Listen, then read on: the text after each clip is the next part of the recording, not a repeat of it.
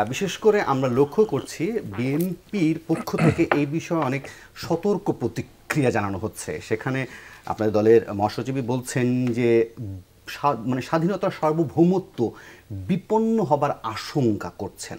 মানে এই সতর্ক প্রতিক্রিয়ার কারণটা কি মানে বিএনপির কাছে? জি, আপনাকে ধন্যবাদ। আমার সহ-আলোচক সিদ্দিক সাহেবকে ধন্যবাদ এবং অনেক দূরে আছেন তো সাহেব, তারপরও তাকে শুভেচ্ছা, আর যারা দেখছেন তাদেরকে আমি অভিনন্দন জানাই, শুভেচ্ছা জানাই। সরি, বিএনপি যেটা মন্তব্য করেছে বিএনপির পক্ষ থেকে, বিএনপির মুখপাত্র মহাসচিব জনাব ফখরুল ইসলাম আলমগীর সাহেব স্পষ্ট করেই বলেছে, যেমন যে দুটো প্রসঙ্গ নিয়ে এখানে আলোচনা হলো, বিশেষ করে রেল আর তিস্তা। তো রেলের ব্যাপারটা এরকম, এটা সরাসরি তারা করিডোর হিসাবে ব্যবহার করতে চাচ্ছে। তো এই করিডোর মানে রেলটা আপনার কি নিয়ে যাবে, কি প্রয়োজন, কিসের জন্যে, এইগুলো কিন্তু চুক্তিতে উল্লেখ নাই। সিকিউরিটির ব্যাপারটা আপনি চিন্তিত?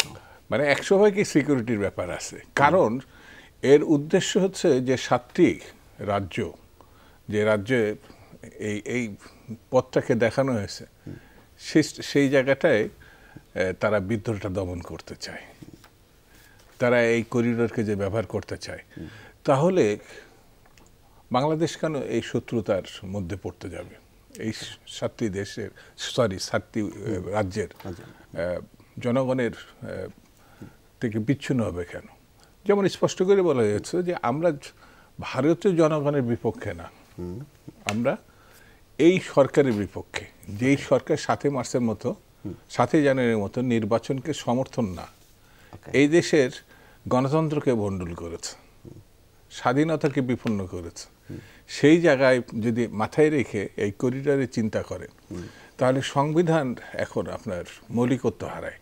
কারণ আমরা লড়াই করে, যুদ্ধ করে স্বাধীনতা অর্জন করেছে, এবং সংবিধানে স্পষ্ট করে বলা আছে দেশে দেশে যারাই স্বাধীনতার জন্য লড়াই করবে তাদের প্রতি আমাদের হৃদয় অকুণ্ঠভাবে সমর্থন থাকবে, যেমন ফিলিস্তিন নিয়ে আছে। তো আমার এই জায়গাটার প্রশ্নটা হচ্ছে যে যে কোনো দেশের সঙ্গে আমাদের বন্ধুত্ব হতে পারে, এই জায়গাটায় কোনো ইয়ে নেই। পার্শ্ববর্তী দেশের সঙ্গে তো অবশ্যই হতে পারে, কিন্তু সেটা সমতা ভিত্তিক হতে হবে। সমতা ভিত্তিক। আপনার 15 থেকে 17 বছরের আশ্বাস আমরা শুনে আসছি, আমাদের সরকারের কথা বাদ দেন, ভারতে আশ্বস্ত করেছে, কংগ্রেস থেকে শুরু করে সেখানে সরকার পরিবর্তন হয়ে বিজেপি আসছে, কিন্তু এই আশ্বাসই থেকেছে। এবার তো এই যে আলোচনাগুলো, যে চুক্তিগুলো, সেই চুক্তি আলোচনার ভিতরে তিস্তা ছিলই না, পানি ছিলই না, কিন্তু সেখানে গিয়ে আপনার গঙ্গা প্রসঙ্গটা বাদ কি বাদ আলোচনার প্রেক্ষিতে তাদের, আমাদের পার্শ্ববর্তী যে অঙ্গরাজ্য যেটি ওয়েস্ট বেঙ্গল, তার মুখ্যমন্ত্রী যে ভাষা ব্যবহার করছে, এটাতে মনে হচ্ছে যে এটা মানে সাজানো গেম।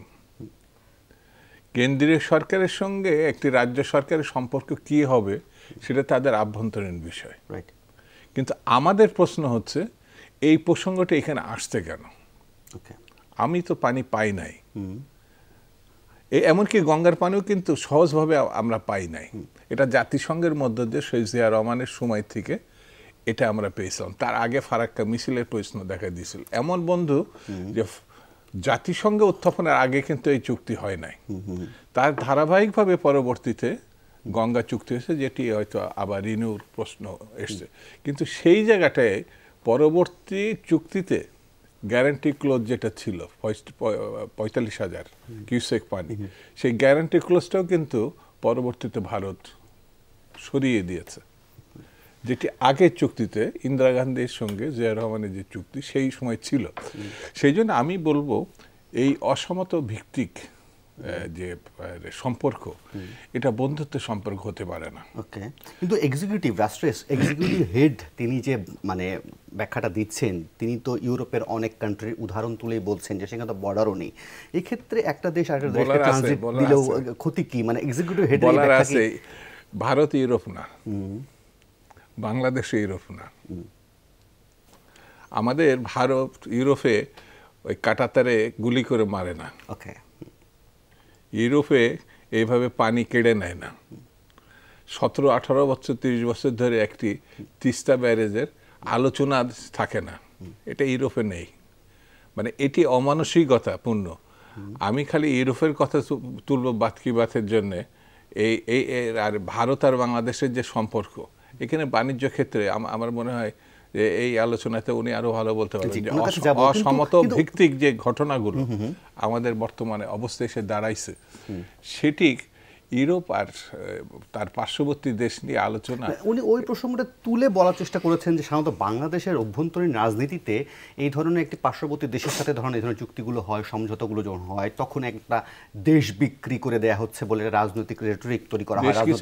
আদৌ আছে নাকি? 7 জানুয়ারি নির্বাচনের পরে আমরা যুদ্ধ করেছি মানুষের অধিকারের প্রশ্নে, আমরা যুদ্ধ করছি গণতন্ত্রের জন্য। সেই গণতন্ত্রে আপনি মানুষ একটা ভোট দিতে পারে না। প্রথম আলোতে লেখে, আপনি এটা নিশ্চয়ই জানেন, যে তার মৃত বাপ এসে ভোট দিয়ে গেছে। সে জানতে চেয়েছে, একটু যদি বলতেন আমার বাবার সঙ্গে তো দেখা হতো। তার মানে এখানে ভোটের তারাই দেয়, তারাই সব কিছু করে, তারাই সব কিছু নিয়ন্ত্রণ করে। সেই জন্যে আপনার এই যে জিনিসগুলো যেটা ভারত আর আমাদের প্রসঙ্গে আসছে, এটা খুব লজ্জাজনক। জি।